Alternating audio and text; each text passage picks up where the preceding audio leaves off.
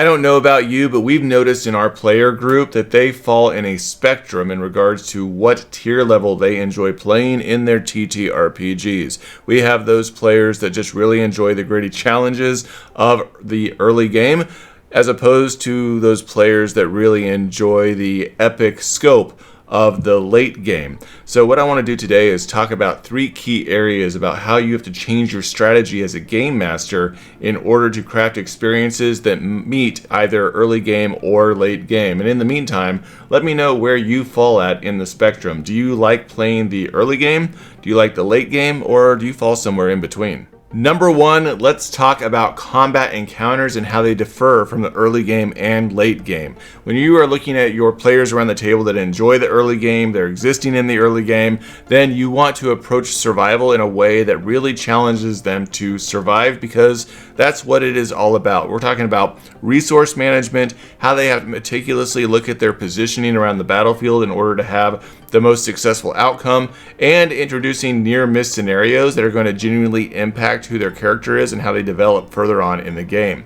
When you're looking at the late game players and the battles that they're engaging in, they now have a lot of abilities that they've acquired over time, and so they're looking at approaching this battle in a way where they can be an overwhelming force and they can be creative in how they utilize those newfound powers that they have. So the strategy is going to shift from survival, and instead you want to offer opportunities for them to leverage the immense power that they've gained. So overall, my tips as a game master when it comes to this: when you're approaching low-level characters and they're fighting between levels 1 and 4, look at resource management. Make sure that there's tangible stakes at hand where they could lose something very important or gain something really important. If you're looking at late game, you want to have some dynamics that are introduced where there's maybe multifaceted strategies that are being utilized, or battles where you have waves of enemies that are coming in. But more than anything, you want to have opportunities for them to use the powerful abilities that they've gained without completely just erasing the battlefield and ending the battle overall,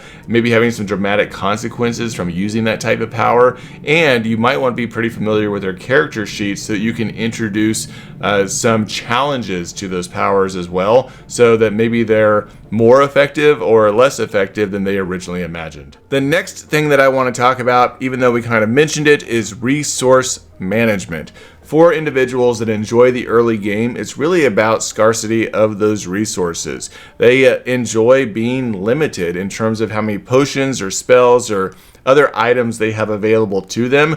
This makes the game enjoyable, and as game masters, we sometimes struggle with this, where we just conveniently give them more resources than they need, or have them pop up when they're needed, or we just throw too much at them all at once, trying to get them to that next level of gameplay. For those that really enjoy the early game, that kind of takes the fun out of it. Now, when it comes to those with the late game, they aren't really looking for scarcity. They actually have abundance of resources, but they are considering the best strategic play with that resource to get the best bang for their buck, so to speak. So again, for early gamers, make sure that you have some limitations to those resources to really enhance their experiences. And when it comes to the late game, or players that enjoy the late game, you want to have those resources tied directly into how it's impacting the world at large, nearby civilizations, so that whenever they are utilizing them, they feel the impact of it and the power that they have. The last thing that I want to talk about is role and party dynamics. If you're looking at individuals around your table that enjoy the early game, then they're primarily going to enjoy those more traditional roles. The thief is going to be a thief, the cleric's going to be the cleric or a healer, the fighter is going to be your muscle up front, and they're going to try to stick to those in order to strategically have an advantage in situations or scenarios where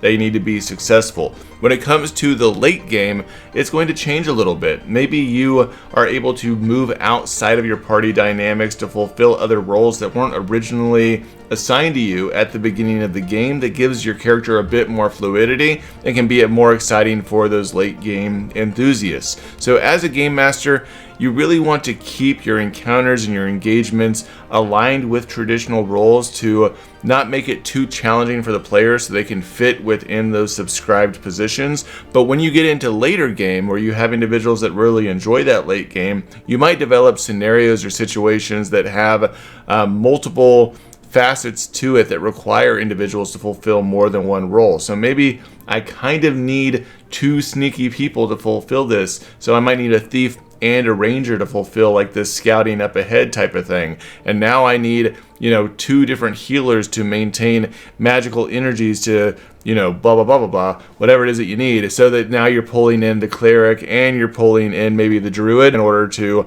keep a portal open. Whatever it is, it's making it more dynamic and more challenging so that people have to fulfill roles that weren't traditionally ascribed to them. So that's what I have for you today. We have just noticed a lot around our gaming table that some of our players do really enjoy those early perilous journeys from humble beginnings, whereas others really enjoy the boundless possibilities of high tier play.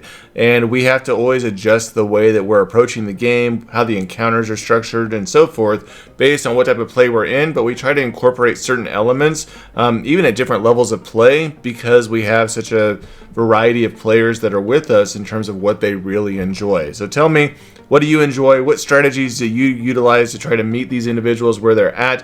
Do you feel like it's a constant flow? Do you feel like it's pretty specific to the type of tier play that you're in? Let me know down in the comments, and in the meantime, make sure you hit that subscribe button, hit the bell so you know when the next video comes out, and go check out our Patreon where we have resources for game masters like you. Judge